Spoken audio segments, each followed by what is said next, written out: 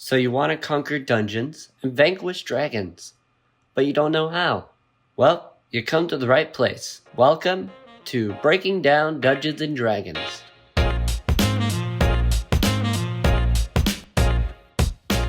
Dungeons & Dragons is a tabletop role-playing game where you play as a character that you create and act out their adventure. To get started, here's what you'll need. Pen or pencil and paper. Next, you'll need dice, but not just any dice. It's most commonly known as just D&D dice sets. These will be used to determine many statistics and results in the game. Alright, materials are out of the way. Let's create a character. Characters are categorized by classes. In the melee category, you have Barbarian, Fighter, Monk, and Rogue. In the Spellcaster category, you have Bard, Cleric, Druid, Paladin, Ranger, Sorcerer, Warlock, and Wizard. When creating your character going step by step, the first thing you'll need to choose is a race. Each race has their own abilities, which can either aid you or just sound cool. Then you can choose your class. The next step is pretty important. Ability scores. Ability scores are your literal ability to perform actions in the game. There are 6 ability stats: Strength, Dexterity, Constitution, Intelligence, Wisdom, and Charisma. I will go into details on what these scores will do for your character in-game in just a little bit. So, you have your equipment, you have your character. We can finally talk about how to play the game. First, we can start by talking about the general aspect of playing. Role-playing. Depending on how your table of players and your dungeon master, who is, by the way, the person who is guiding your character through the world they are in, can either be super into roleplay, or they simply just want to play a character outside of the world we are currently living in. Nevertheless, you are essentially playing a character by verbally or simply stating what they are doing. For example, the DM will say, "You come across a guard that is protecting a chest. What would you like to do?" You then say what your character would like to do. "I would like to sneak around the guard and get to the chest." The DM will then have you roll an ability check to determine the outcome of said action. Diving into the mechanics of the game, let's talk about dice rolling. Going back to the ability scores, when applying certain values to them, they grant modifiers that will directly apply to what are called skills. Skills are basically more specific areas of abilities that determine the result of an action. Going back to the example scenario, okay, roll a stealth check. A check is made by rolling a d20 and then adding the ability modifier that specific skill corresponds with. A stealth check corresponds with dexterity. So let's say you have a 14 in dexterity and you roll an 18. You add the +2 to the 18 roll to equal a 20.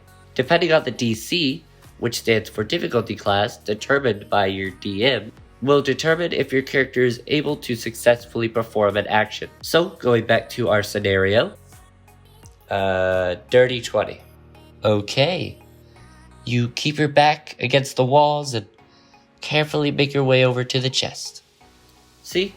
Not too difficult. Then suddenly, the chest springs to life with a mouth full of teeth. Okay, let's talk about combat. First things first, roll initiative. Initiative is the order of turn during combat, as combat is a turn-by-turn basis. A few terms to remember. Round. A round is going from top of the initiative, the player or creature who rolls the highest, to the bottom of the initiative. Action. An action is usually your attack. Swinging a weapon, casting a spell. There are numerous things you can do with an action. Bonus action. A bonus action is essentially a super quick thing you can do before the end of your turn.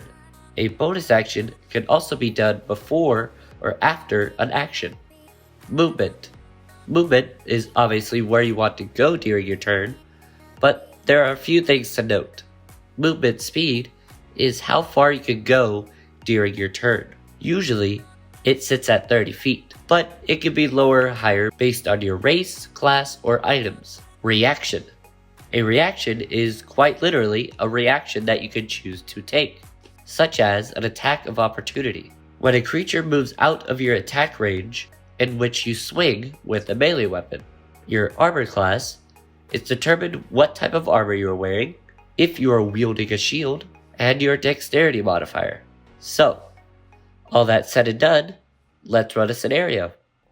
As you enter the small, dimly lit cavern, there's no light.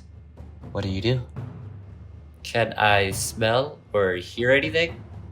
Go ahead and roll a perception check. 11?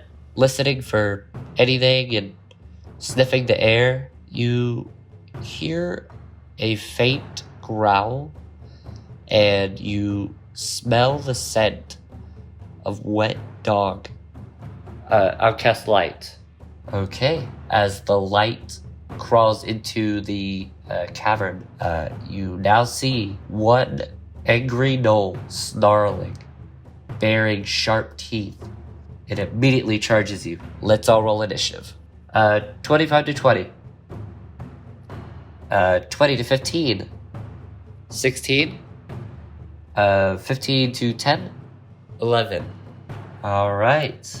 Top of the initiative. Cyrus, you are up. Okay. As an action, I will cast Command. It's a wisdom saving throw of 15. Okay. That's an 8. Yes! Okay. I command him to lie down. Okay. So, you see the gnoll charging towards you. It stops at his tracks. Just lies on the ground. Yes! Perfect. Alright. Wedman, you're up. Okay. As a bonus action, I will cast Searing Smite and just swing down on it. Alright. Roll to hit. Natural 20. No way. Nicely done. Yes. That definitely hits. Roll for damage. 31 points of damage. How do you want to do this?